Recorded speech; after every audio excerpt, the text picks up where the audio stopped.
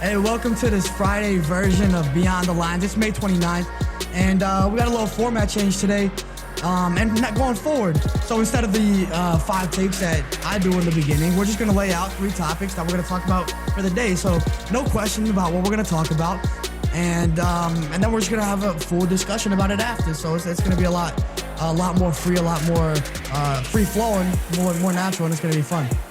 No, for sure, man. It's gonna be. I think it's gonna be really good, and we're adapters. We know how to adapt, and we'll make it even better than what we were doing before. Yeah. And, I'm excited to do it because now we can really hit those topics. Mainly, we got 3, and I think it's gonna be fun. It's a good morning. It's Friday. So, man. We'll get after it. Yeah, it's early in the whole process. Episode number 9, man, and it feels like. Man, we just really started this thing, so the more we can improve and the different changes we're gonna bring forth, but it does seem like it's a nice little format we got going forward, and it's gonna be a good show today.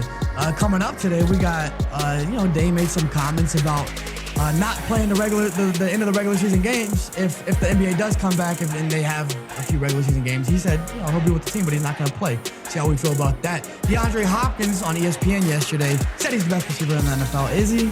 Is Michael Thomas that guy? If Antonio Brown was playing, is he that guy? Who knows? We'll see how we feel about that. And then ESPN's FPI, Football Power Index, they rank their teams all down to analytics. Players coming back, coaches coming back, strength of schedule. They rank their teams, and there's a surprise team at 5. So you might want to hang around and see what that is. But yeah, man, fun show going forward. So new format, and today's the first day, and we're going to have fun. Facts. We'll get into it. Let's go.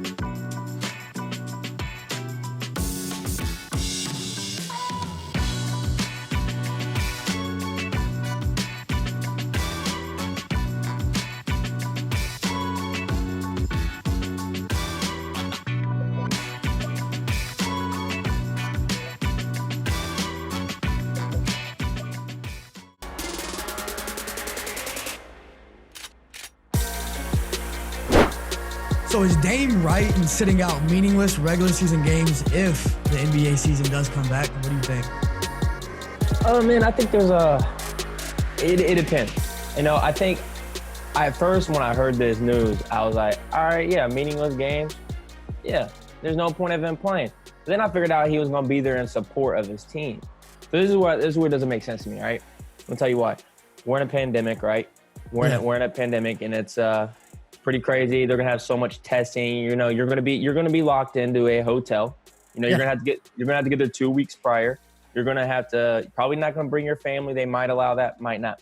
So my thing is, I was on the side of, okay, yeah, if they're out and there's no tournament, like no play-in tournament for an 8 seed, a 7 seed, and you got to be, leave 2 weeks early, and then you got probably 5, 6, 7 meaningless games. So that's another 2 weeks. And then you got to isolate yourself for 2 to 2.5 weeks.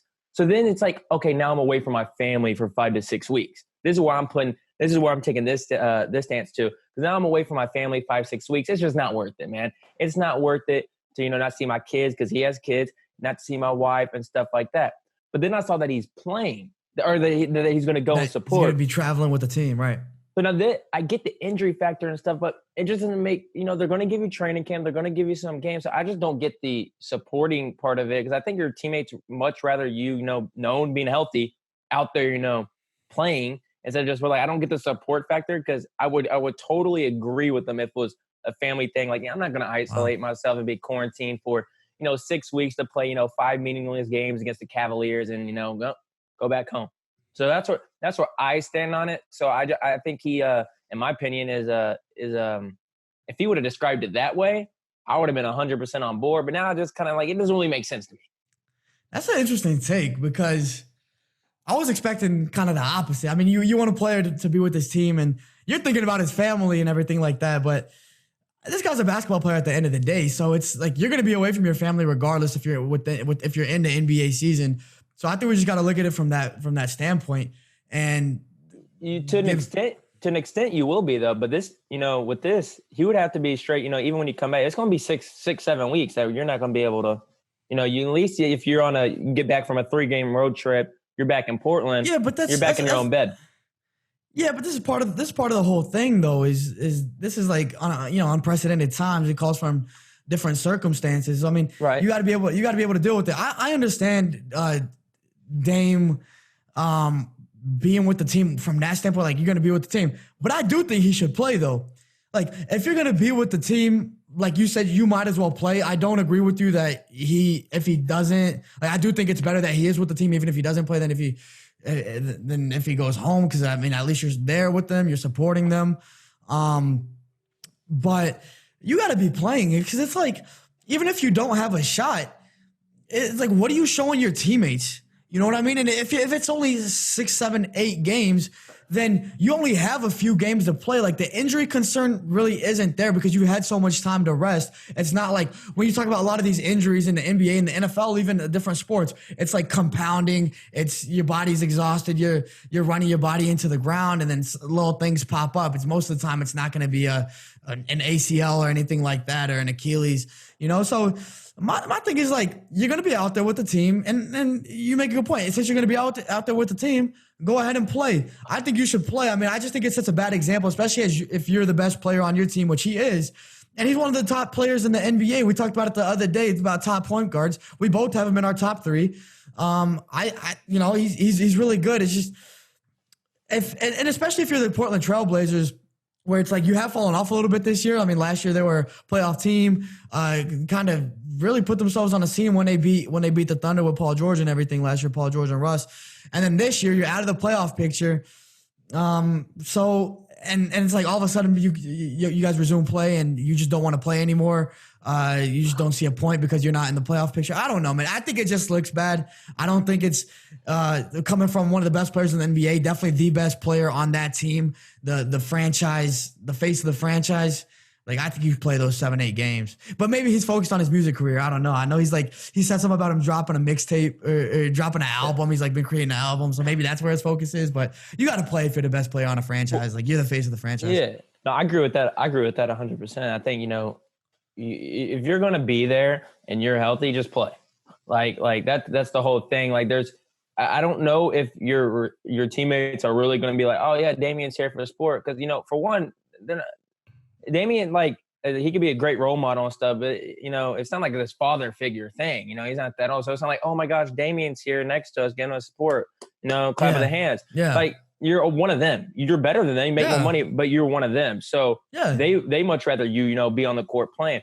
So I agree with that 100%. But yeah, like I was saying, as long as if he said, like, I'm not, there's no point in this. And I, to be honest, I will agree with that. If he did say that, there wouldn't really be a point to play because it's 5 games. Like, and if they were meaningless, like, I get if it was 15, 20 to get more chemistry going with the young guys, but 5, 6 more meaningless games, it's a lot. It's a lot you're going to have to do. Just go play those 5 games. Cause like we said, during this time we're in, it's not just go to the gym. It's not just go to the gym, hoop, come back home. It's not like that. So it's a lot of, Well, that's the NBA's problem then. If the NBA gives them 5 games, like the process, whatever it is, right? They're playing in training camp, then you got a few games and resume the regular season. No, 100%. But then that's the NBA's problem.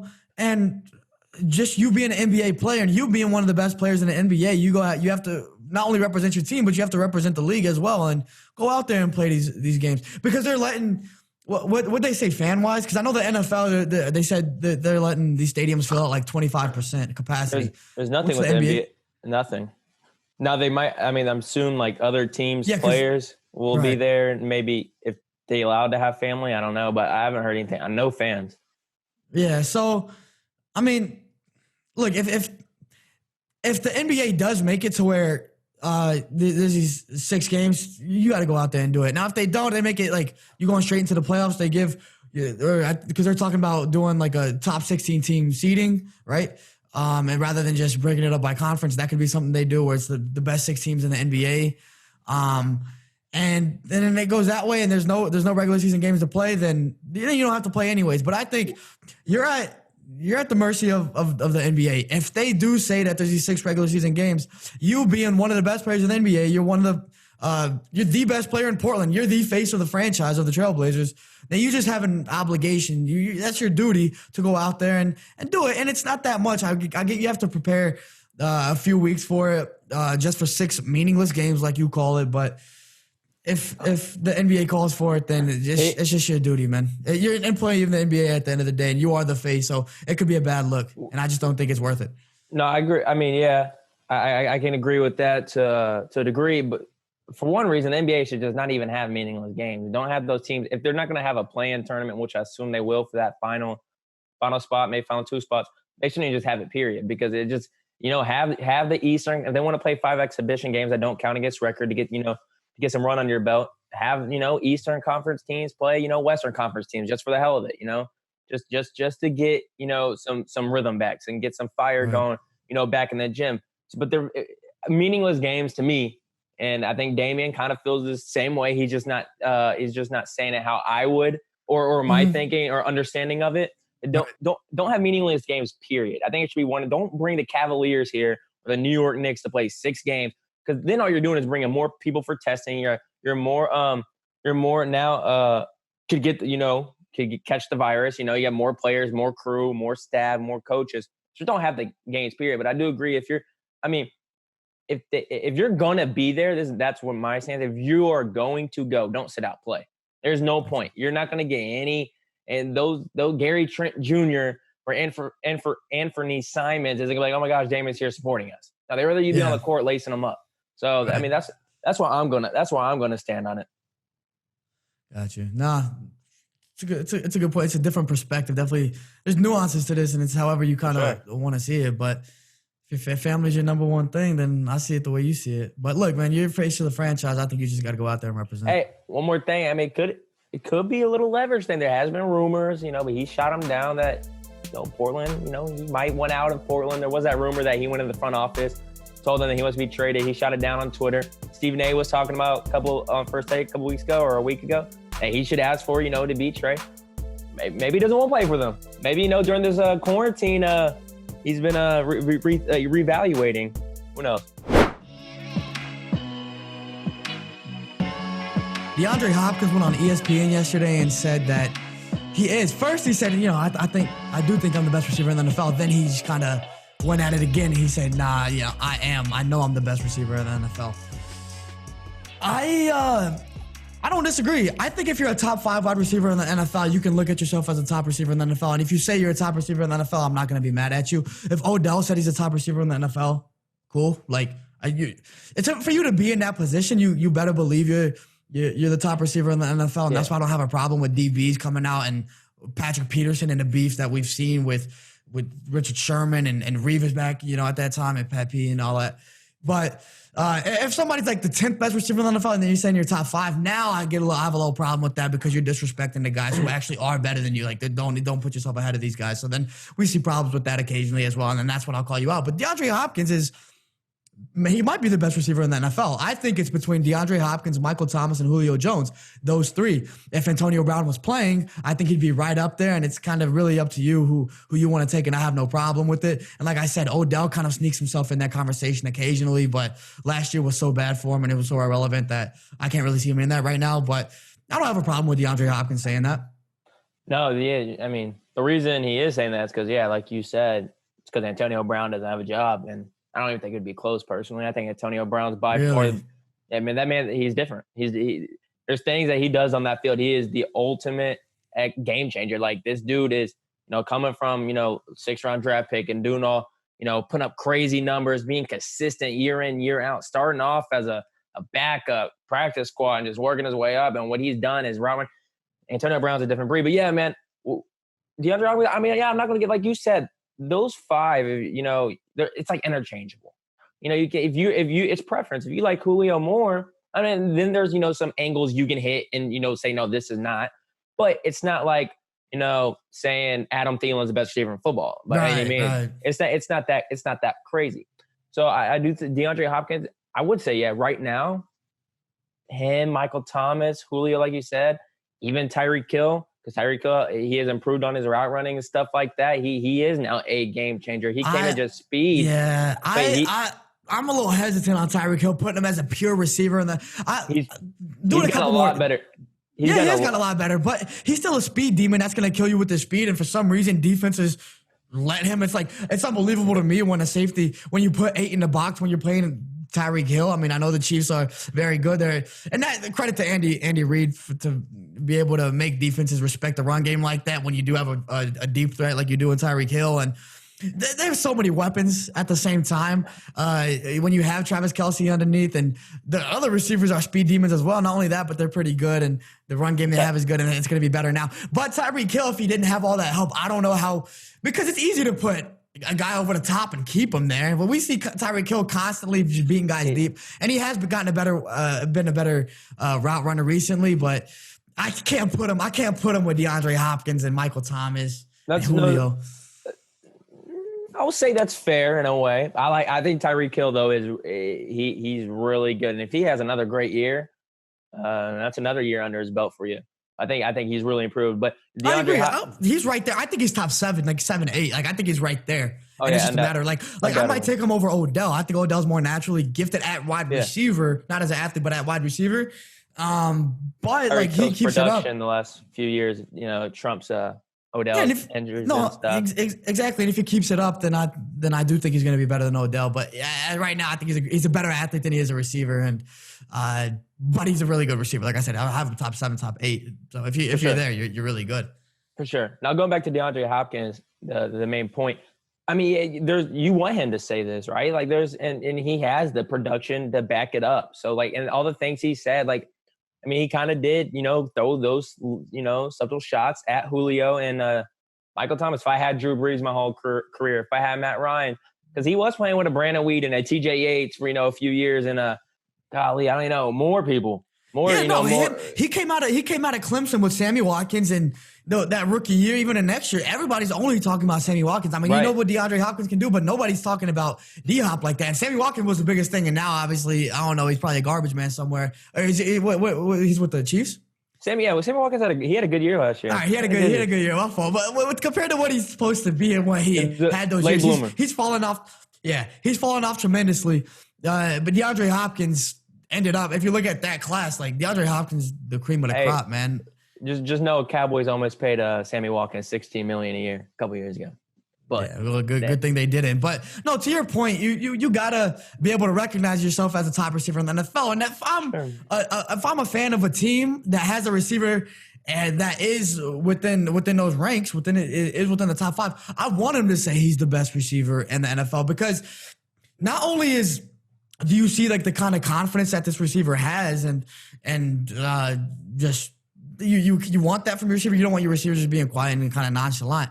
But it gives it an element to where it's like, you got to back that up now. Like, so whenever I hear a defensive back talking, Richard Sherman has been a huge, talker. I'm the best, this, best, that. Patrick Peterson as well, as far as defensive backs goes.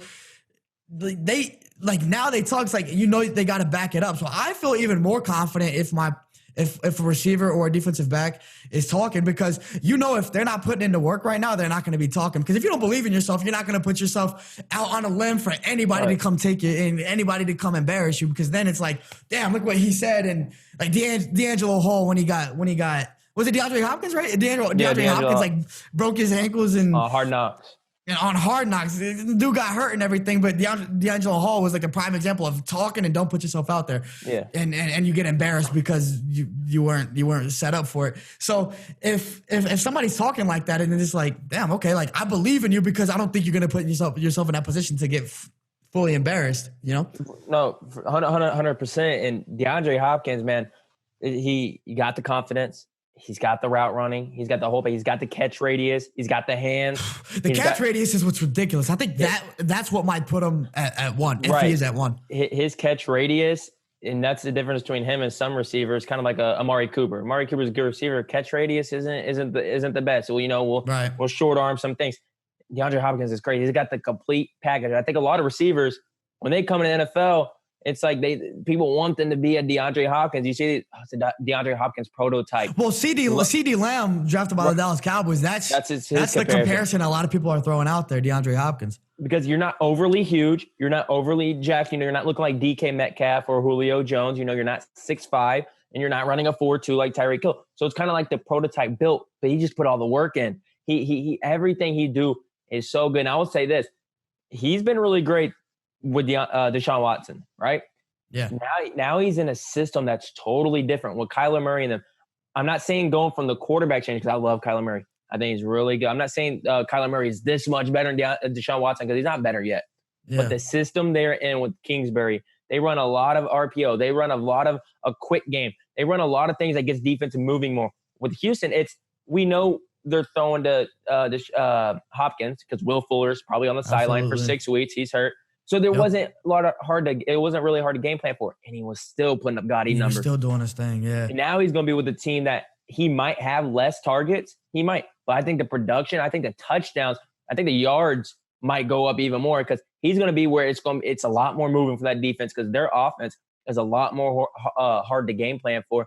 And I think it's a product of him saying this right now. Or product of it is him being in this system. He knows, like, hey, I could put up some real numbers this year, and I can really.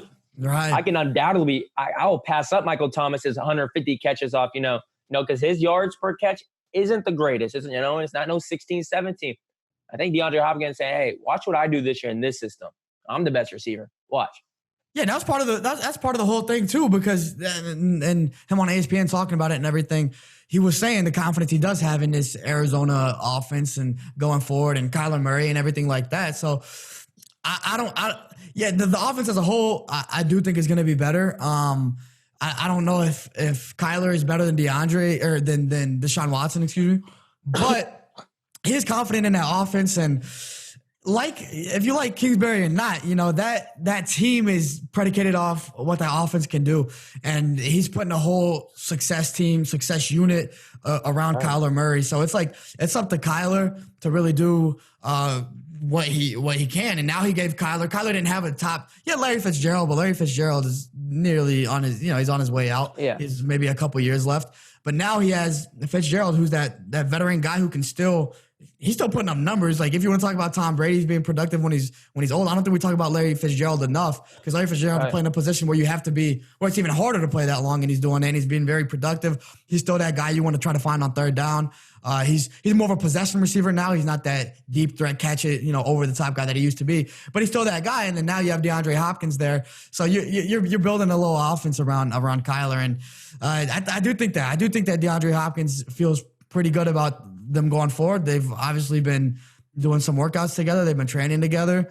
So, we'll see. But the fact that Hopkins does have this confidence, I do think it's good. I think it's a good thing. It's a good sign. Who are you taking, him or Thomas? I think it's between them two for, I think, everybody.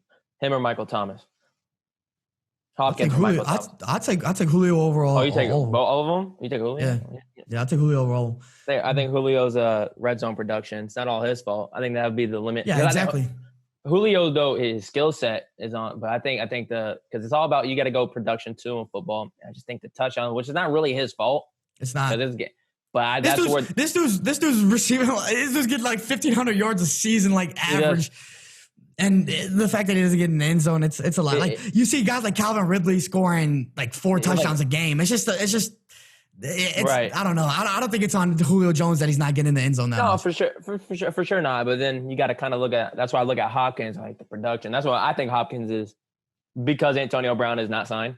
I would say Hopkins, in my opinion. I think he's the best in the game right now. And Michael Thomas he'll probably cry about this comment on DeAndre Hopkins. He'll whine and say, that's what Michael Thomas does. But DeAndre Hopkins, Michael, I think he's better than you. Yeah, it's really close. I think right now the receiving class that we have as far as like the top 5 receivers is maybe the best ever. Like the best we've ever seen as far as it's deep as hell, man. Like when you look at it over the past 10 years, like it's always 2 guys really. All right, who's the best? Like for a while you were talking about Randy Moss or T.O. Then after that, you had the Andre Johnson and Larry Fitzgerald, Calvin Johnson, right? And then Calvin came up, and then you had Dez right there for a little bit. Calvin, Dez, like you were kind of talking there, and now it's like, man, all these guys. And then if you want to hop right out of the top 5, now you're talking about Mike Evans. Chris Godwin's really up there now. If you do like Adam Thielen like that, he's pretty damn good. Tyreek Hill's right there. Really good. Cooper's good. Right, I'm taking Cooper. I'm holding back on Cooper Kupp. But Cooper Kupp, he's a dog. Speaking of Coop, though, Amari Cooper's up there. I think Amari Cooper. You mentioned Tyreek Hill earlier. I think Amari Cooper and Tyreek Hill are very, very close. I would take Cooper Kupp over Amari Cooper, I think. Okay, that's a hot take. That's a take for another day. That's spicy hot. That's spicy hot. Cooper Kupp's good, man. And I know he's going to be on the field on the biggest play of the game. I hope. Okay. Mari Cooper came out on a 4th down, man. No, Mari Cooper looks off for me. Like he's and there you go. He's one of those guys that doesn't really talk, so it's. But he's talented. He's talented. But I like my receivers. Talented. I like my receivers saying a little something and being forced to back it up because you know what they're expecting to do anyways. But. The receiving class is deep as hell, man. That top 5 class, the top 5 the threshold right there, it's kind of tough. You got about 13, 14 guys, 12, 13 guys that are just, you can say these guys are elite. That's how good, that's how talented, these guys are at catching the football now. But D-Hop is top 3. I'll give him that. And if you want to give him 1, by all means. And he believes he's 1, go ahead. That's good. ESPN released their FPI predictions yesterday. So FPI, Football Power Index, they kind of rank the teams, give them projections and everything based on a lot of things such as strength of schedule, so how strong or weak a schedule is, coaches coming back, returning coaches, players returning. So a lot of different factors go into it, and it's pretty accurate. I mean, it's something good to go by, like especially in the age of analytics that we look at today. It's better than listening to some random guy on ESPN just give us his thoughts where they could be wrong. So the FPI predictions came out, and they had the Chiefs, as far as Super Bowl favorites, the Chiefs are number 1, 21%. Right after that, the Ravens, 17%. I think those top 2, most people would agree on. The Saints right after that, 13%. 49ers at 12%. And then it's a pretty big drop off to number 5, which still a lot of people are probably surprised about it, is the Dallas Cowboys at 5%. They're projecting the Cowboys to have about 9 wins, which to me doesn't seem crazy. But when you do think about them being the 5th most likely team to win the Super Bowl, that is a little bit far out there. I don't know how you feel about it. Oh, no, 100%. And there's a couple of teams on here I'll get in that I think it might be too high, it might be too low. But the thing with this, the Cowboys at 5, and I was watching the Pat McAfee show. Mm-hmm. And he said that's where the drop off is. It's that kind of like that big 4, and that 5th is where the question marks start. Yeah. And when the Cowboys being 5th, I get the offense is sweet. It's real sweet. You added CeeDee Lamb, but you also did lose Travis Frederick. You lost Byron Jones, your best defensive player. You lost some key, some role players. People might not like Jeff Heath that much, but shit, it seemed like he was our best ball hawk. Seemed like he was around the ball more than anybody. That's embarrassing. I'm glad you said that, but that's embarrassing. Right. But he was this type of guy who's, I think, a better as a role player, and he's not a terrible player, but just probably shouldn't be starting. Put him in on 3rd and 15 when you got 8 DBs out there. You lose him. I wasn't the biggest Malik Collins fan. You lost him, but you did add some DTs. But there were some departures, and especially I think the Travis Frederick one and Byron Jones. Those are 2 big ones. Here's the thing, though, and I know you're not gonna be happy with this one. Got to see the Eagles at 6, right?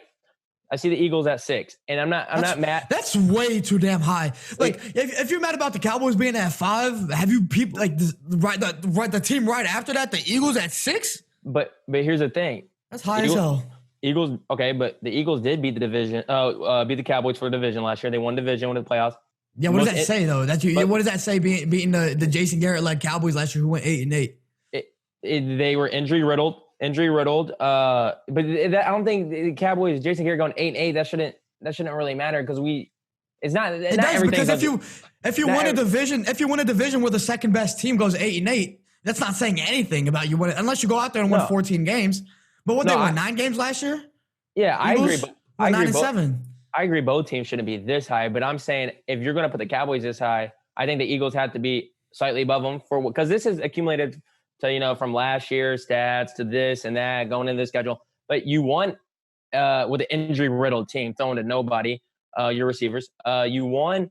You just added Darius Slay. You added some. You traded for Marquise Goodwin. I don't know, elite receiver by any means. Always hurt, but you can take the top off the defense healthy. Jalen Reagor can take the top.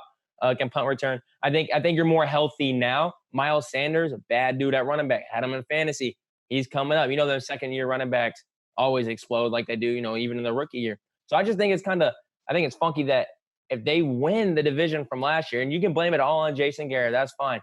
And the Cowboys have some departures, and the Eagles, gain a Darius Slay, who is a really good corner, and add some more weapons. And as long as they stay healthy, and you got those 2 tight ends, and you got arguably, top 3 offensive line in the league, with the proven they're getting older too. They're getting older too, though. The offensive line, Jason Peters isn't obviously. I mean, he barely stays on the field.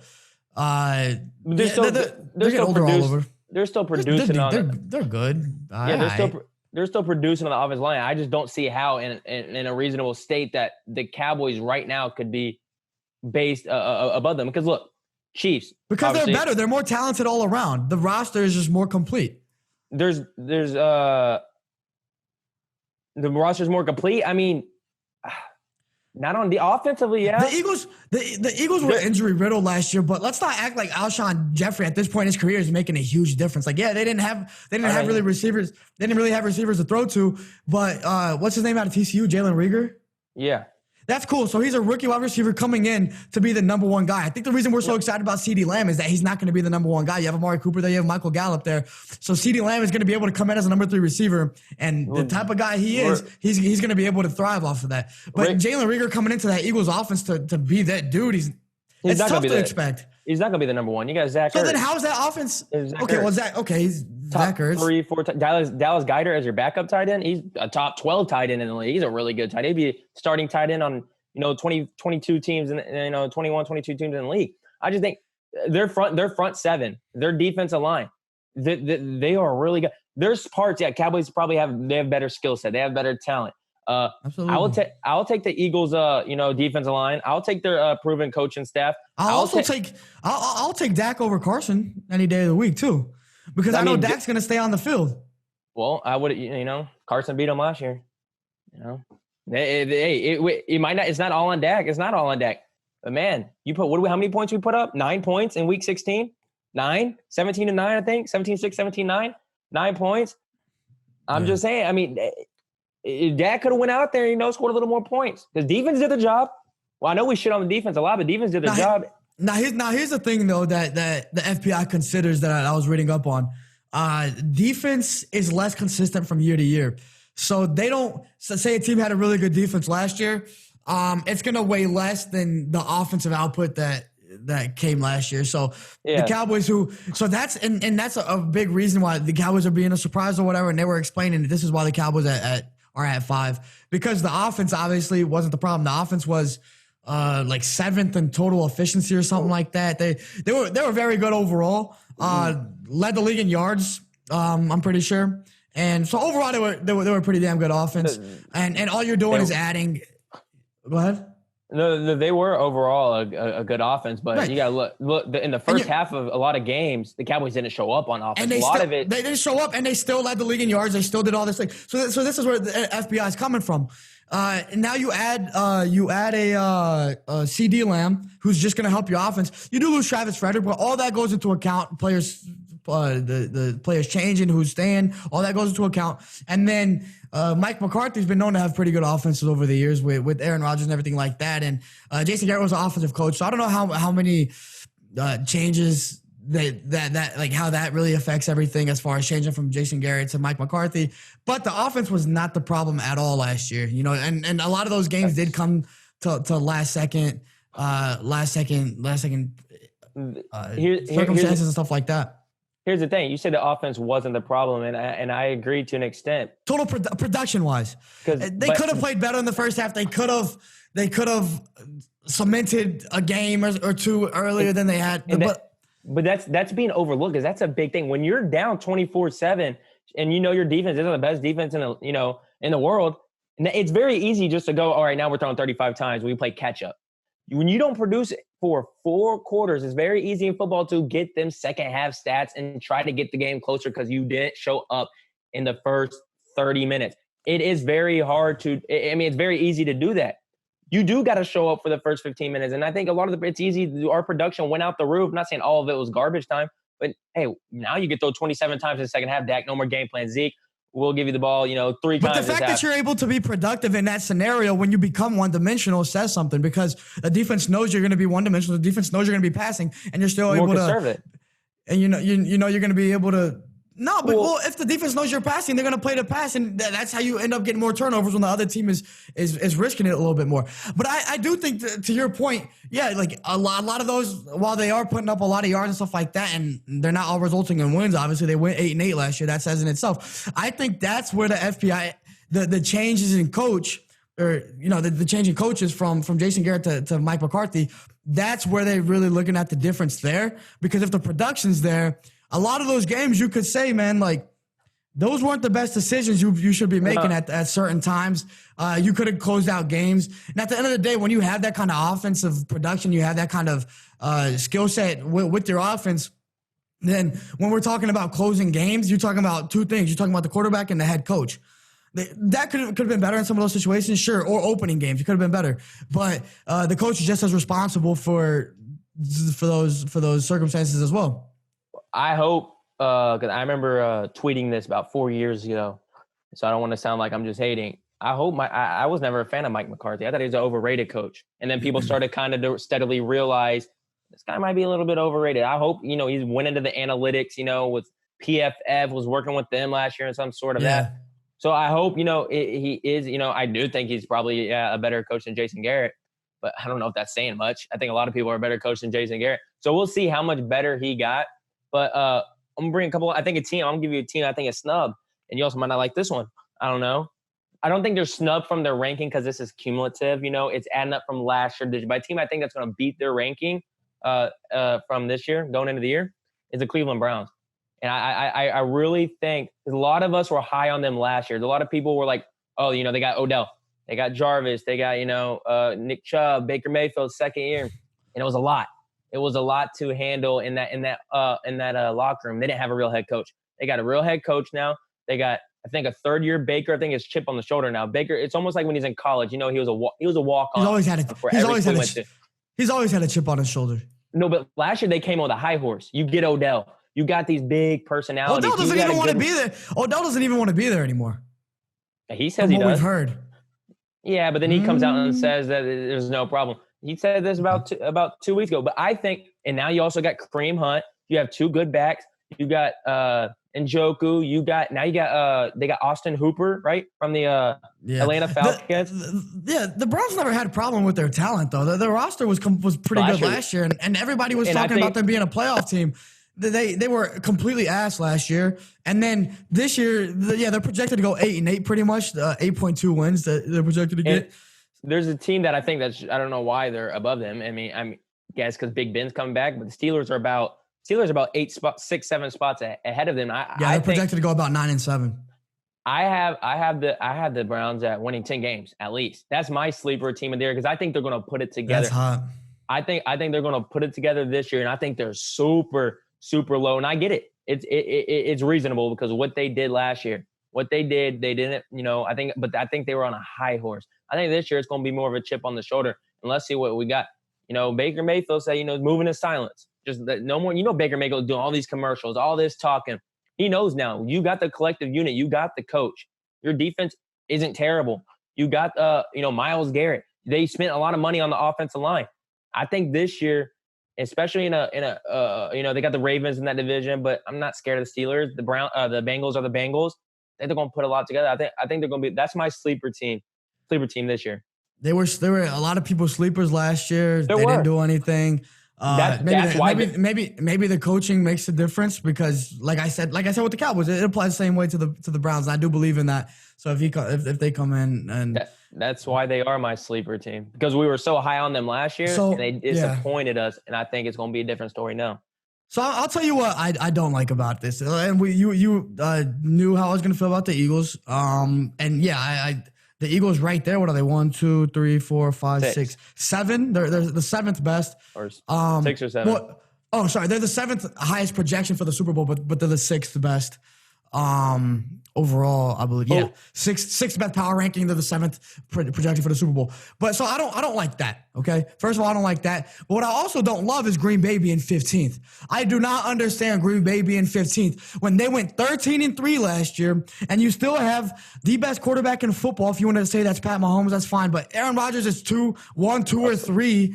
Exactly, 1, 2, or 3. Russell Wilson could be in there too.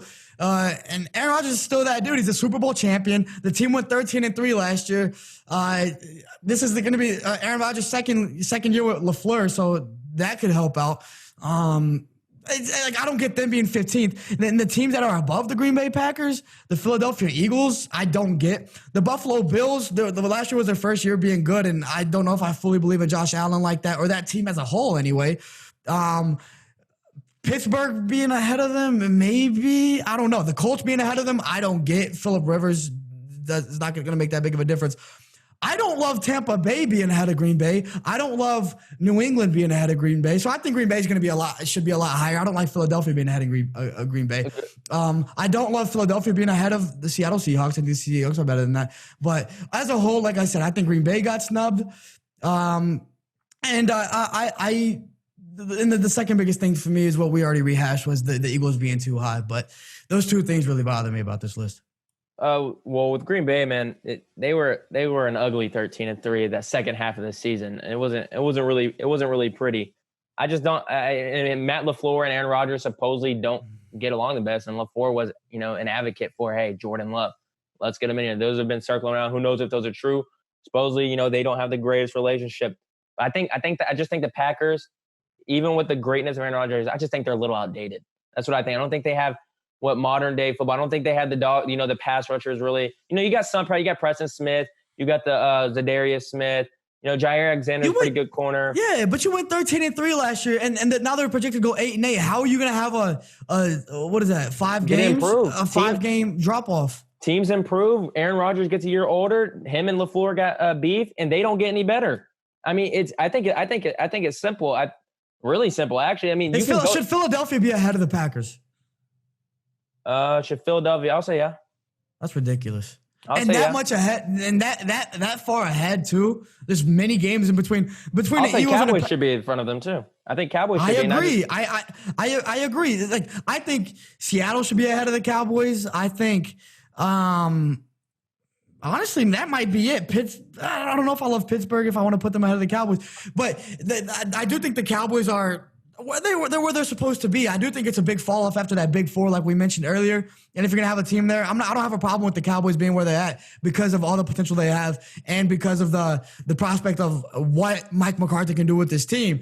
But then my problem with the Eagles being right there, I don't like that. And the Packers not being there. Like, in between the Eagles and the Packers, you have Seattle, Pittsburgh, Buffalo, the Colts, the Patriots, the Vikings, the Titans. I don't know if I love that.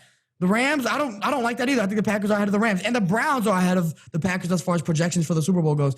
So it's a huge fall off from last year. I think it's a drastic fall off for the Packers, and the Eagles are just way too high. Just simple. Yeah, I would think one thing that you should take into consider, though, it is a cumulative from last year. So the Eagles did win the division, and I get the Packers did too, but it's not just it's not just an opinion-based 2020 rank. If that was the case, then you can kind of knock these. So it's kind of hard to. Yeah, right. That's important. That's important to consider as well, because strength of schedule is a big reason that some teams are a little bit lower than you think they would be, because they do have a tougher schedule. It's statistic based. It's not just opinionated to where this. Because I mean, if I did my own list, I think I would have it. We'd both have it different, obviously. But you have your snubs and or you think you have your two highs in the Eagles. Excuse me. I got mine got my snub at least in the Browns, and We'll have to come out with our own list. We'll have to do that for the show. Our top 10 teams that heading into the year. Our top 10 teams for real. If the Cowboys really have a 5% chance to win the Super Bowl, I don't know. We'll see. I feel like that has a really good chance to increase as the season goes on because they have so much talent.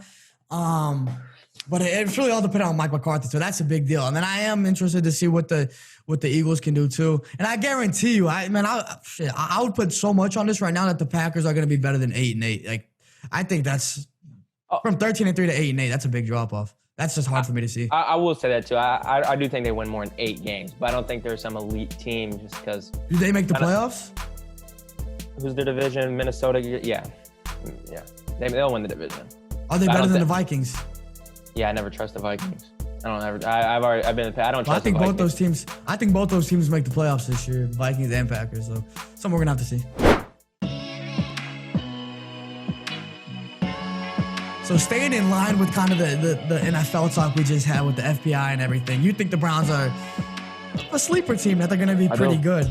And one sign, and obviously I disagree, but one reason I disagree with, I think was shown with reports within the past couple of days about Jadeveon Clowney just completely turning down an offer from the Browns. Apparently, obviously he's a free agent. He's a big-time player still. A lot of people were surprised when it was a trade, right, that sent him from Houston to Seattle? Right. So he went to Seattle, and he was very productive off the jump, and he was dealing with injuries and everything like that. So I do think, obviously, coronavirus and everything that's been happening right now is keeping him from being with the team. But he has had some offers out there, and according to Adam Schefter, Cleveland gave him the richest offer on the table, and he just balked at it. Like, he said, ain't no way I'm going to Cleveland. So obviously, he had conversation with Cleveland. You're not just going to completely shut them down like immediately, I don't think. And if you do, then maybe that says something even worse about Cleveland. But I do think he kind of looked into that organization. He probably talked to them a little bit, and he just didn't even consider signing with Cleveland. So I think that's a sign of not only what the Cleveland organization is as a whole, what they've proven to be, and obviously last year with all that talent, they're all talk, and they've been all talk. If there's any organization other than the Cowboys, who's all talk, because at least the Cowboys come up every now and then and win 13 games and win a playoff game every now and then. The Browns last year was the first year we've really seen them with the kind of hype, and they just completely disappointed. And Jadeveon Clowney, I think, just saw that. He's like, they're all talk. Like, I'm not coming to an organization that could just waste my talent. And Myles Garrett, obviously, with the suspension incoming, we don't really know what the deal is with him. I think he's suspended indefinitely still. Have they something like that? I don't know if they've determined the amount of games. But him and Myles Garrett could be a very deadly tandem. And if you do believe in the Cleveland coaching staff and that they're going to turn it around, then that would be an amazing addition. And I think that's something that he would see, man. Like, this team is really on the come up. And they could be a sleeper team this year. I'm going to join them and make them that much better. But obviously, he didn't even consider them. So that's another reason I'm very hesitant on the Cleveland Browns. No, I mean, yeah, that's fair because historically, or especially the past 20 years, the Browns, they ain't shit. Like, they're just that laughing stock. But I will say, the last, I think it was 2 years ago, the year they're on Hard Knocks, they got their new GM. Forgot his name. I don't remember if he came from Kansas City, but he's a respected GM, around the league. And, they did win, 7 games 2 years ago. Did they win 7 last year? Somewhere around there. So they're not in the two. They are. As much as, they did have hype last year, should have played better. They're not 2-14 like they've been. I don't think we'll see 2-14, 3. Yeah. So I think they're becoming more of you got a game plan for this type of team now. They're not just. They went 6-10 last year. To the 6-10, yeah. So not good, but it's not good at all for a team that was projected to go 9-10 in a in a lot of people's eyes and win the division. But not as bad as they've been in the past. But the Myles Garrett, these I don't know what it could be then, but. Because he's not the Devontae Freeman supposedly, turned down that the only offer or decent offer from Seattle. So it's just like, and he's talking about he'd rather retire, and then if he doesn't get an offer he likes. So it's like these free agents, unless they know something we don't, or their agents in their ear and they think they can, get this type of deal with this type of team, who knows? Because now it's 2 guys that are on the streets, not realistically, but don't have a job, and they're just they really want to be. They're picking and choosing now. They're like, no, I want to. And I'm not mad at that, but I just hope they're doing it, the right way, and they know that they got an offer coming, or they really just rather not play with the Browns and the Seahawks and just chill at home. Who knows? I don't. Yeah, the Seattle one for Devontae Freeman. That's a good point. I'm glad you threw that in there because that just kind of dispels the whole notion. But I do think you would consider at least Devontae Freeman also has been a little bit sporadic over the past couple years. I mean, he's very injury prone regardless. Yeah. And 28 years old now. 28 years old for a running back. I don't know, maybe. And Seattle's not known to really look out for their running backs, you know. But it is a good point you throw out. But Jadeveon Clowney, with the ability to pair up with Myles Garrett and the talent that they do have for him to not even consider it, that is a question mark for me. But it's a good point you throw in. Sure. But we're going to keep it football. And, you know, these Pat Mahomes rumors, contract, rumors now are circling. They're circling the surface. And we both know they're going to be huge. Everybody on planet Earth knows it's going to be huge. If not, you live under a rock. I don't know where you don't watch sports. Right. But, you know, they said there's going to be unprecedented, type of deal. There's going to be some things that, you know, we've never seen. And I think as much as I don't like how these quarterbacks set the market, I mean, from what I've seen from this guy, you don't let this guy walk. He's that, you know, we throw that word around a lot, especially the media, especially when it comes to basketball. This guy's a generational talent. This running back's a generational talent. Okay, you say it every year. This guy right here, he's a generational talent. He's something we've never seen before.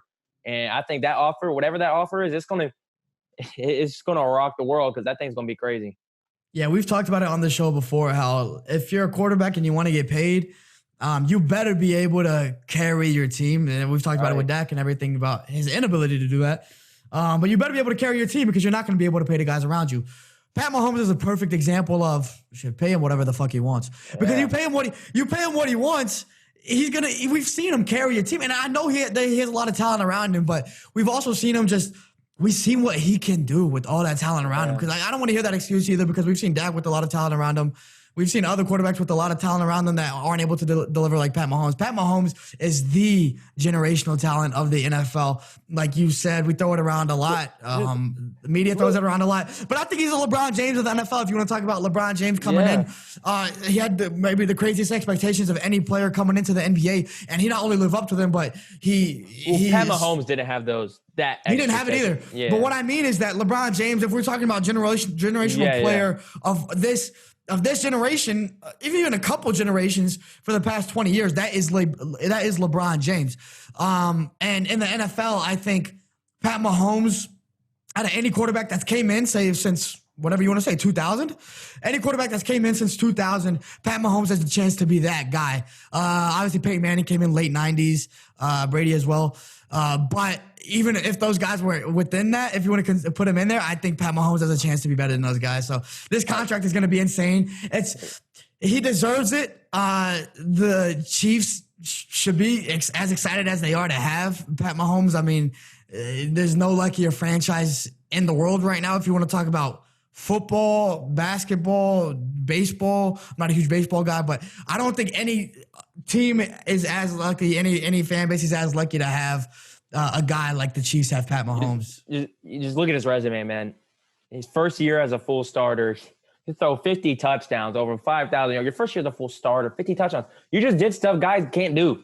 He's just like, I'm going to come in full starter. I'm doing stuff that you can't do. I'm throwing across my body. Coach, you tell me I can't throw across my body. That's what I'm going to do, and we're going to score. I'm going to throw 50 touchdowns. I'm gonna get a 30-yard gain. He's a complete package. He can run. He's big. He's durable. He throws the ball better than anybody else. His arm strength. He's precise. He's accurate. He's a great leader. Right? And he seems fun to play with. Guys like him. He's not this over the top, guy. He seems like he's one of them. He just wants to ball with his brothers.